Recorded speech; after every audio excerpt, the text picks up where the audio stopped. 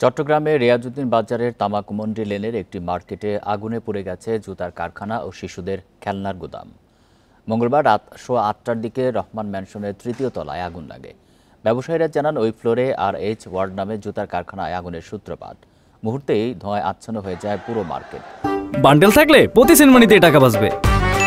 বিকাশ send money bundle কিনে জিতুন প্রতি লেনদেনে।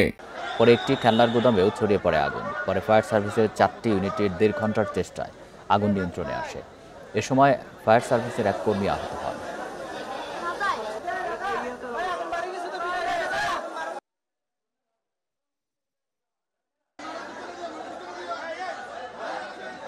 যেহেতু এটা একটা অত্যন্ত ব্যবসা এবং ঘনবসতিপূর্ণ ব্যবসা বান্ধব এরিয়া, চট্টগ্রামে সবচাইতে বেশি ব্যবসা এরকম এরিয়া হিসেবে আমরা সাথে সাথেই নন্দনকাননের 2টা ইউনিট, আগ্রাবাদের 2টা ইউনিট এবং আমার এডি মহোদয়, আমার ডিএডি চট্টগ্রাম এবং আমি নিজে চট্টগ্রাম ডিএডি, আমরা এখানে সবাই উপস্থিত হয়েছি।